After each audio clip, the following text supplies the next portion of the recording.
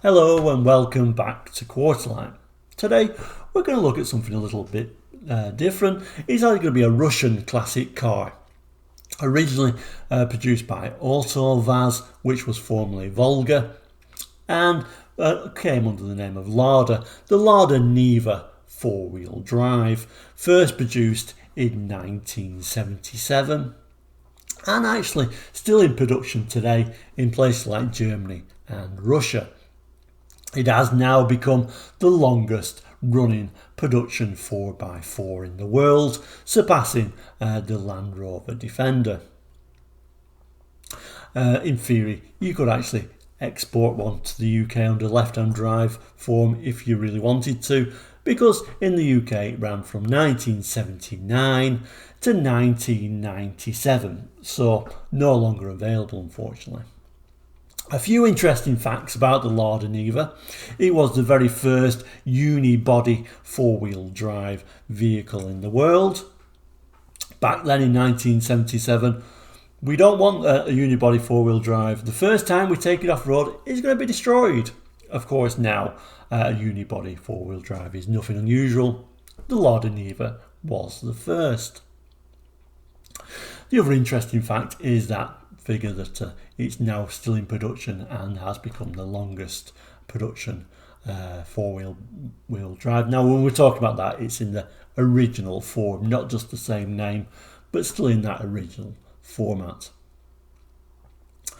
Now the brochure we're going to look at today excuse me, is from 1984 and 1985, and it's a UK brochure, so let's dig in there and have a look at that now. And there is that brochure itself, looking very boxy and utilitarian, like the Lada Niva really does, with them chunky wheels. Certainly a good off-road vehicle, there's no doubt about it, but interestingly not the greatest on-road vehicle, to be fair. It was, like I say, very utilitarian, but what a fantastic little design. It really does look a great looking vehicle with them indicators above the headlights, and as you can see, the windscreen wipers on the headlights, which look absolutely amazing and very 80s. Lots of manufacturers at the time seemed to want to put headlights on the wipers, and why not? So let's dig in the brochure and have a look, see what we can see inside. Okay, so here is inside that Lada Niva brochure, and some great interior picture shots. I particularly like this Lada Niva in yellow. I think it looks really good in that colour, although I seem to only remember them in white, so I don't think I ever saw one in real life in that nice yellow colour, which is probably the colour I would have chosen if I had the choice in 1984. And in the brochure it's really telling us this off-road heritage, very similar to what Land Rover did at the time, showing these pictures in sort of an outside scene, a bit of a hunting scene, a bit of a farming scene, bit of a building scene, showing that off-road ability. Now it says here, the four-wheel drive Lada Niva has all the attributes you would expect of a go-anywhere off-road vehicle.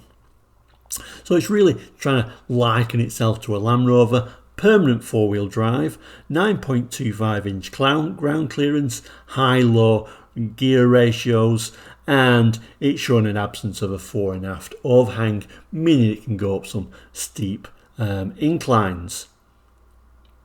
And later on it talks about a typical Lada thing at the time, showing that it's really good value for money. And then this is quite an interesting segment where it says what the papers say. And it shows little inserts of what the papers at the time said.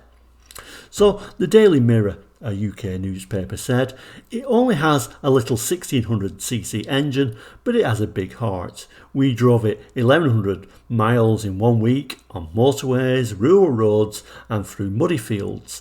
The Niva carried 5 passengers in reasonable comfort and swallowed a huge amount of luggage while still returning a respectable 27 miles per gallon.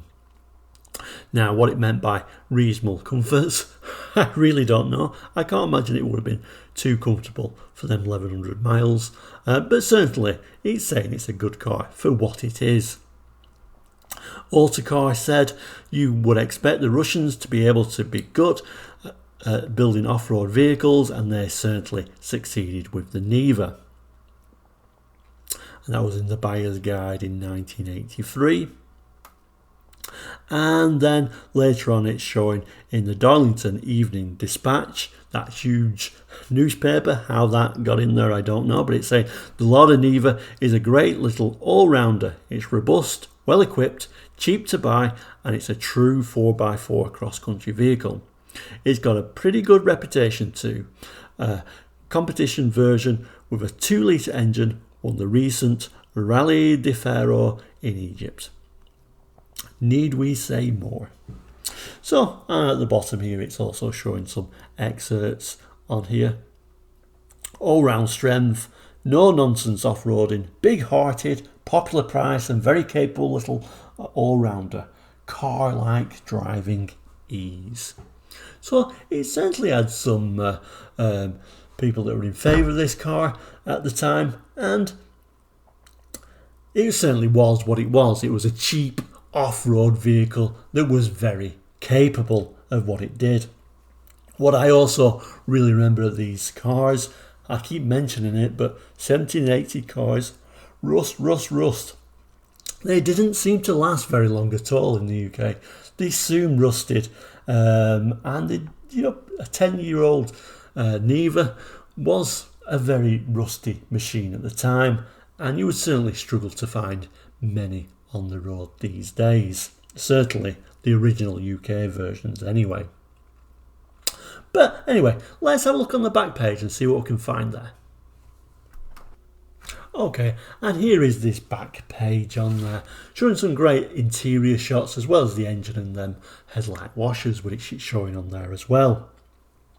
So in the top left hand corner we can see that high-low gear selector and differential lock, and it's saying it will tackle 1 in 1/16 gradients.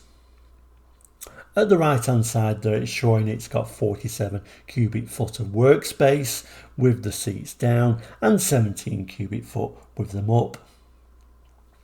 Bottom left it's showing that flexible rugged 1570cc overhead cam engine, giving it a top speed of 80 miles per hour.